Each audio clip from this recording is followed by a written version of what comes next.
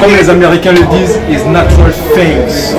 C'est naturel et surtout réjouissant de revoir notre Lapiro à nous. Merci beaucoup. L'un des artistes africains, je peux même dire au sein de la famille africaine, le seul artiste qui n'a pas la langue dans la poche. Mais après quelques petites années de traverser le désert, comment est-ce que vous vous sentez? C'est la pleine forme, c'est la résurrection, ou bien c'est un nouveau départ? C'est la fierté. Non, il n'y a pas de nouveau départ. On continue. Parce que si à chaque fois on fait un nouveau départ, au bout du bilan, on se rend compte qu'on n'a fait que des départs et on n'a rien. No achievement, comme on dit. Donc moi, il n'y a pas de nouveau départ. Je continue. Et il est clair que dans mon chemin, il y a eu aussi une traversée du désert. Bientôt peut-être ce serait une traversée de la savane.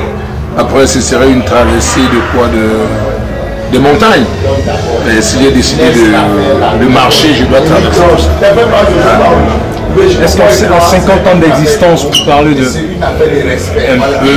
l'atmosphère politico-politicienne du continent noir, Lapiro n'est pas en train de prendre des engagements qui peut-être vont lui coûter un peu cher, parce qu'aujourd'hui on sait pertinemment que la société africaine n'aime pas la vérité.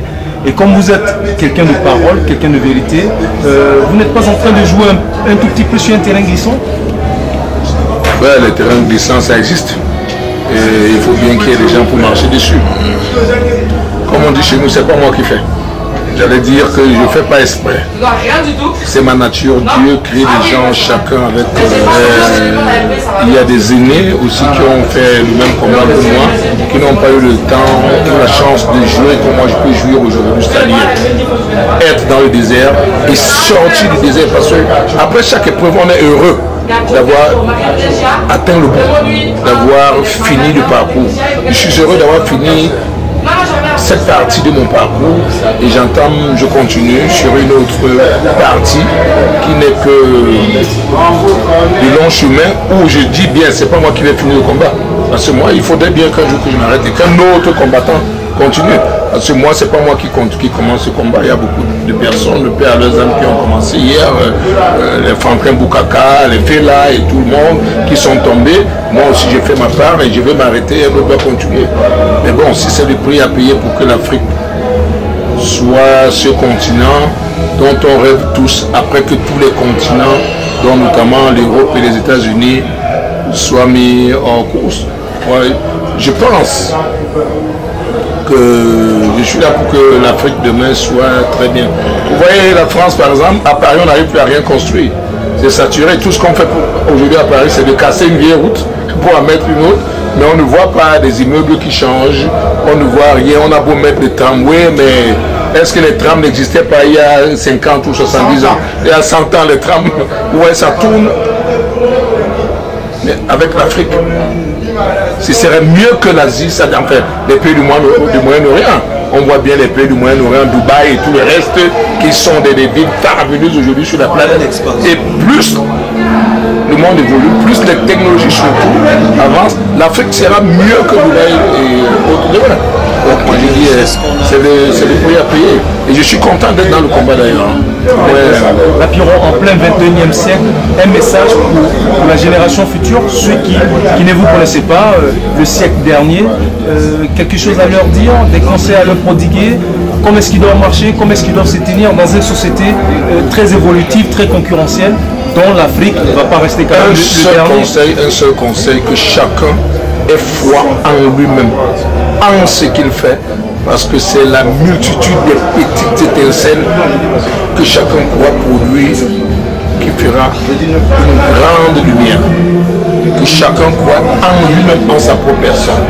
Fais ce que tu fais parce que tu y crois, parce que tu le penses. Tu n'as pas besoin des conseils des autres. Que chacun se conseille lui-même et qu'il fasse un effort pour aller vers l'avant. La multitude des petits efforts pour faire un large océan d'efforts.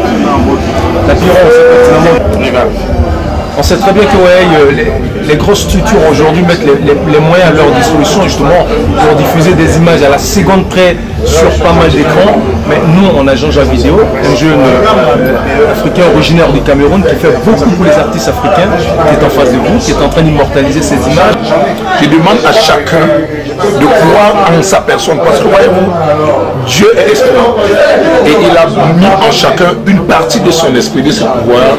Il appartient à celui-là de booster, de rentrer dans son fond intérieur et de ressortir ce qu'il a. Parce qu'il va aller de l'avant. Vraiment, qui suis-je pour conseiller une créature de Dieu? C'est pas possible. Ça, ce serait très prétentieux. Et puis la capella, je crois que peut-être après ça, il va avoir le son. Il ne faut pas la capella. Parce que je suis beaucoup plus tchatcheur, parleur que chanteur. Merci. Il laisse des acapellas pour les chanteurs love, comme on les appelle, quoi. Les gens qui chantent pour flatter les filles. Moi, les filles, je les flatte. Il les adore. Et comment?